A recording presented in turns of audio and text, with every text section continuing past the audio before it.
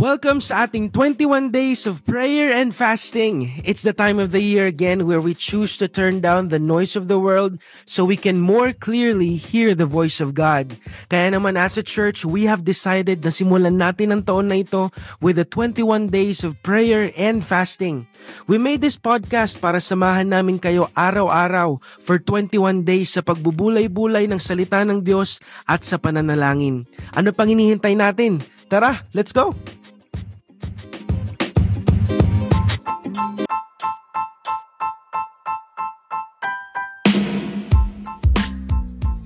Good evening, JTG fam. Mar Garcia ang inyong lingkod sa gabing ito. Ito po ang ating day 6 ng 21 days prayer and fasting. Minsan ba naisip natin na bakit kaya hindi na lang ini-snap ni Lord ang kanyang mga daliri at lutasin ang lahat ng mga problema? Malinaw na kaya ng Diyos. Alam naman natin na makapangyarihan ng Diyos, di ba? Minsan, mas natututo tayo sa pamamagitan ng pagtitiis kaysa sa paglaya. Sa gabing ito, nais ng Diyos na buksan ang ating mga mata, nais niyang ibigay sa atin ang kanyang pananaw.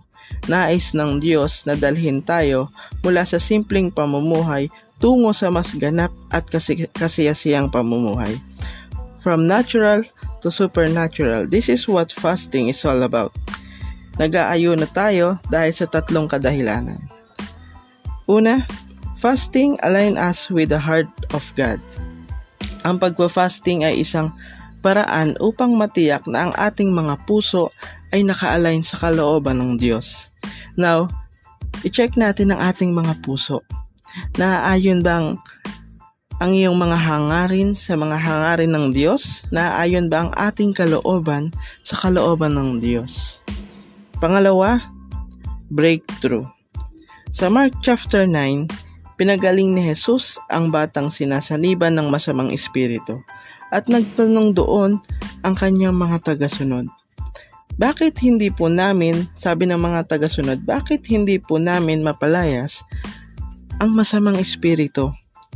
Sinagot sila ni Jesus, ang ganoong uri ng masamang espiritu ay mapapalayas lang sa pamamagitan ng pananalangin at pag-aayuno.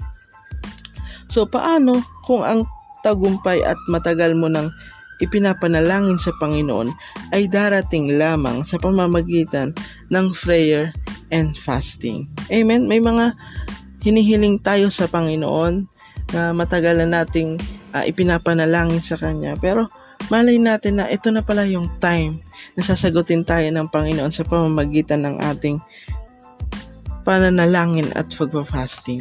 Amen ba? At pangatlo po ay clarity. Sabi sa James chapter 1 verse 5, kung ang sino man sa inyo ay kulang sa karunungan, humingi siya sa Diyos at iyon ay ibibigay sa Kanya. Ang Diyos ay nagbibigay ng masagana sa lahat at hindi nagagalit. Ang Diyos palaging handa na magbigay, kaya naman palagi tayong manalangin sa Diyos. Karunungan sa relasyon, karunungan sa pagdedesisyon, karunungan sa pagnenegosyo, karunungan bilang isang magulang. Bukas palad na ibibigay ng Diyos ang ating mga kailangan. So, sa gabing ito mga kapatid, seryosohin natin ang 21 days prayer and fasting. Alam ko na ang bawat isa ay may mga kanya-kanyang hinihiling sa Panginoon. So, ito yung time na dapat mas nagpupursige tayo sa pananalangin sa Panginoon. Na yung mga time na ini-skip natin tulad ng paglalaro, pagkain ng rice, pag-skip ng meal, dapat pinapalitan natin yun ng pananalangin sa Panginoon.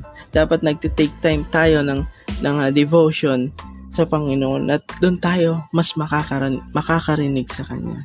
Amen. Sa gabing ito, nais ko pong manalangin. Samahan niyo po ako sa pananalangin sa gabing ito. Hallelujah. Thank you, Jesus, sa inyong mga salita sa gabing ito, Panginoon.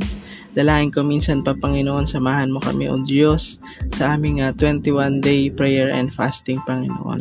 Dalangin namin, Panginoon, ano man ang mga hinihiling namin, O Diyos.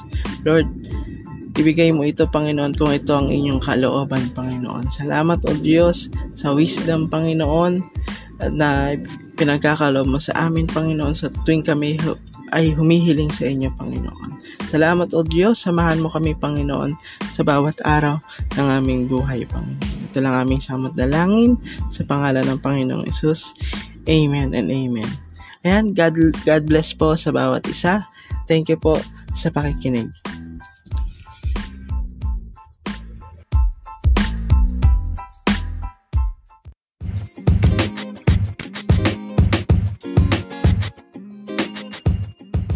Thank you for listening to our podcast.